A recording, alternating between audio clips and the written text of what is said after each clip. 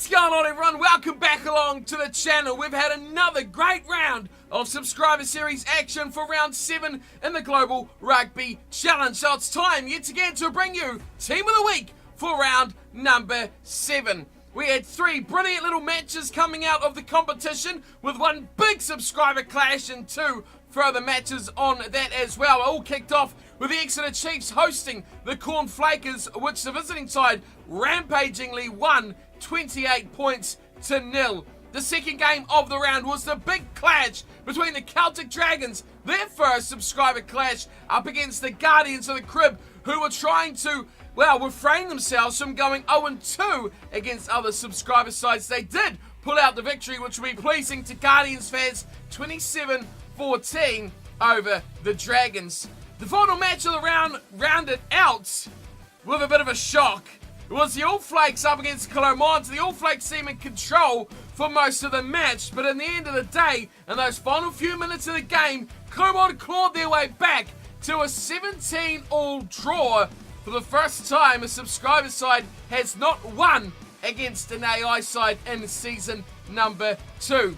You all talked about it. There's been a lot of talk about it, but it's finally happened, and it's only, to be fair, taken 7 rounds for it to happen. There's the results on screen, as you can see them as well. What is coming forward in round 8? Let's take a look at that now quickly before we move on to the stats, the league leaders, and of course the team of the week for round 7.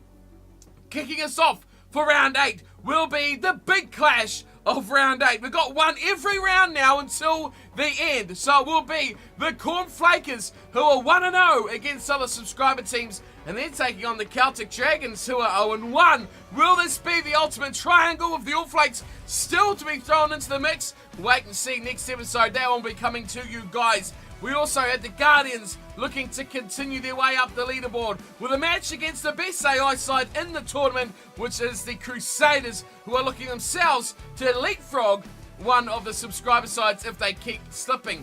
Finally, we have the Wasps, who will be up against the All Flakes, who will be looking to get a big reprieve after that shocking result up against Clermont. Okay, so let's have a look at the guys who are leading the way in all the key stats of the Global Rugby Challenge. Of course, try scorers is a big one. The teams score a lot of tries, and normally they get a lot of players scoring big points, but recently not been the way. Now we have the leading try scorers, and there was one who was way out by himself, Nanu Kisi. He was the first to reach 4, but since then he's stayed there, and he's been caught up by now 5 other players. Jim Aligino from the Flakers, alongside Joshua Barrett, also from the Flakers. Theo Clark, also from the Flakers. Liam Symes-Wells picked up a couple in the last round, and he goes to 4 as well as Kieran Jones, who had one of the most fantastic games for the Guardians of the Crib. That is 6 guys who sit on 4 tries. They lead the way, and they are leading pretty much most of the top 10 of the whole Global Rugby Challenge. Moving on to line breaks. These are the creators. These are the guys that make those try scorers happen. And leading that way still is Samo Coop from the All Flakes. Isn't it ironic how the All Flakes only have one guy in Liam Symes-Wells in that top 6 of try scorers, yet their leading line breaker is from the All Flakes. Jim Aligino sits second with 8 from the Flakers, and Arthur Brusso and Joshua Barrett sit equal for 3rd with 7 line breaks each. Those guys are doing the damage on the field. The top first guys are doing the damage with the tries, but who is leading the way with points solely? And that one, it's probably no real question about who is leading the way there.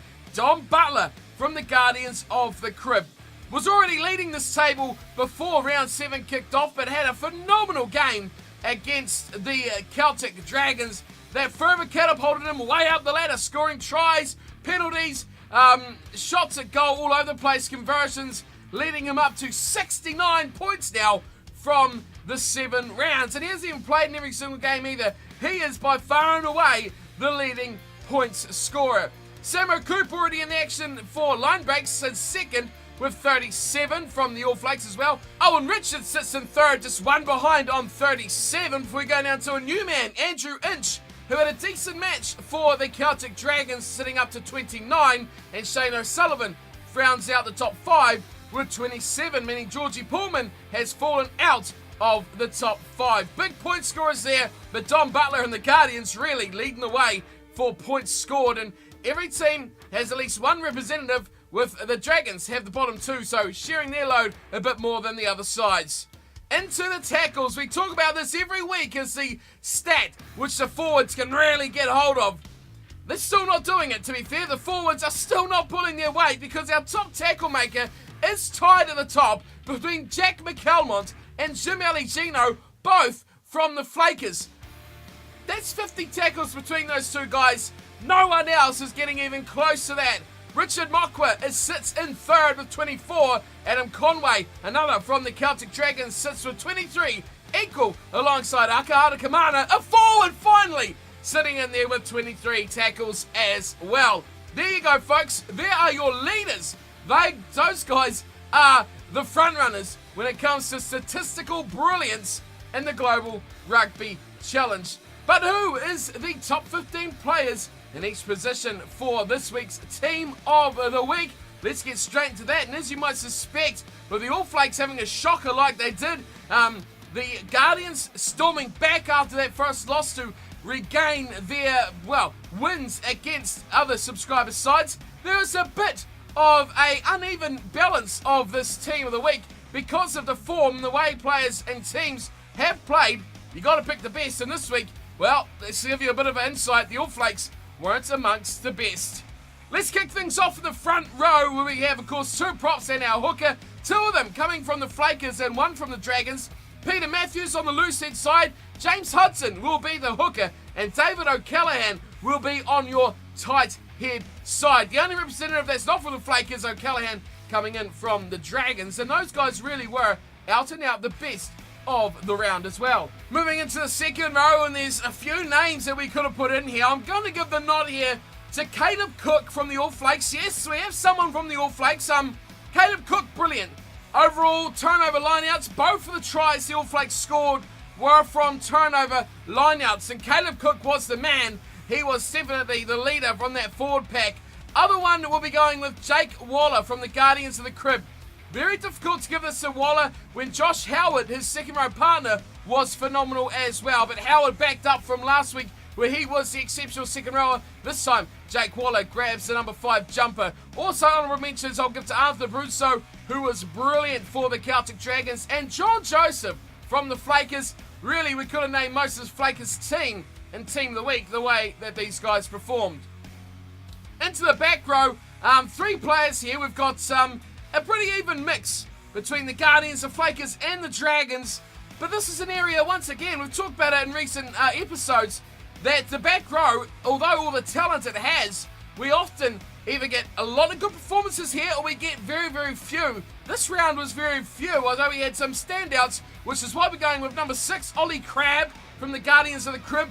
Absolutely brilliant was Crabb throughout this round. Connor Nicholson, number 7. He was his menacing best. He is a huge man. It's almost unfair that a person this big is allowed to play rugby, but alas. And number 8, I think this is going to go for my player of the round. From the Celtic Dragons, yes, they lost, but Ethan Nicol. Boy, oh boy, he was phenomenal. Ethan Nicol from the Celtic Dragons, number 8, and my player of the round. He led from the front. He led opening up in a broken play. He was a menace around the field and line out, set piece, everything. Strong runner, hard to put away, and he was simply outstanding. It is a Nicol 8-9 as well, with Cody Nicol from the Dragons also picking up the number 9 jumper. It was hard to pick the number 9 jumper because Jim Aligino was phenomenal as well. But I thought Nicol and Nicol, Ethan and Cody, were just brilliant, and really the only Dragons players, apart from O'Callaghan, that really stood out. Those two were brilliant. Cody Nicol scored a phenomenal try that kicked off that subs clash. He faltered a little bit as the game went on. Ethan Nicol went the other way, weaker at the start, but got great at the end. Either way, the Nicol boys were phenomenal, and they started 8 and 9. Number 10, I think I've already given away who this is going to be. Don Butler, simply flawless, racked up points, scored tries, led his team brilliantly, and had a dominant display from the number 10 jumper. At the midfield, 12 and 13, inside and outside centre, we'll be going from a man from the Guardians and a man from the All Flakes. Yes, our second player from the All Flakes. We are going to be going with Simone Dominguez. He's going to be lining up at 12, and I watched that game between the Dragons and the Guardians, and Dominguez kicked everything away at the start, and I thought, this is either going to help them or it's really going to hurt them. In the end, I think he was a big difference in the Guardians getting the victory. The drop goal was brilliant, his kicking for touch was refined, and then of course he also kicked the bomb that led to the try, I think it was to De Normanville, that ultimately did seal the deal great through the middle. So, Simone Dominguez, welcome to Team of the Week. I think that might be his first appearance, and a flawless display from him too. The kicking game off his boot, it took a lot of pressure off Butler, which was key because Butler was running things brilliantly as well, ball in hand, and those two combined it very, very nicely to give the Guardians the victory. In 13 will be Liam Symes-Wells, moving in off the wing or back from the back row where he's normally playing. Slotted in nicely at 13, scored a couple of tries, and really was the dominant display from the All Flakes. He's always a threat, he's always fast, he's always dangerous, and this time he is one of a rare shining light from the All Flakes camp. Honourable mentions, I'll give some to Nunu Kisi. I thought it was very good from the Flakers, and Steve Tekogs was super strong, a leader in that Dragons backline. On the wings, we're going to have Ike Wrigley, yes, the third member from the All Flakes. I mean, the All Flakes weren't that good, but wingers overall didn't have much of a match in round number 7. So Ike Wrigley, mainly for his link-up play, scoring the tries. Liam Symes-Wells, he was often the last player in there, defended nicely out wide too, but ultimately he'll be not happy his team did not get the result. And Kieran Jones, let's take a second for Kieran Jones, shall we? On the right wing, this guy had his best game. Normally in the back row, number 8, he's very strong, very powerful, very fast. Man, he demolished the Dragons' defense. Big runs, smashing runs, taking out defenders in front centre. Great game from Kieran Jones. Well done to Mike. So he was a massive difference in that Guardians backline as well, and that is why they carried on to victory and had probably, I think, the best game of the season so far. And at fullback will be Michael Guerin from the Flakers. I mean, Bogdanola, Michael Guerin, those two seem to alternate rounds in Team of the Week because they just get involved in the game. And when you've got a fullback that's just always at the back, doing nothing special, he's easy to forget about. He doesn't impact the match so far. Catch the ball, run into a tackle. That's not too exciting. Guerin and Bogdanola for that fact as well. When these guys are in Team of the Week, they're up in the line. They make turnovers. They make line breaks. They return kicks as well, which is brilliant to see. And that's why they keep getting in Team of the Week. There it is though, folks. That is your Team of the Week from round 7 of the Global Rugby Challenge. Quite an entertaining round. A great match between the Dragons and the Guardians. And we have plenty more coming your way in the coming days as well. Of course, we have the Flakers up against the Dragons. Who will go 2-0 or 0-2? Will it be 1-1? We will find out next episode, but I cannot wait for that one. Let me know who you think was lucky or unlucky to not all get into Team of the Week. Your thoughts on the side as well as the competition so far. It's always great to hear your feedback on the matches and on the series. So thanks to everyone who has had their cent or two after every single match. It's great to read those comments as well. And I'll be back here very, very soon for our big clash of round 8. Until then, thanks for tuning in and watching. And as always, take care.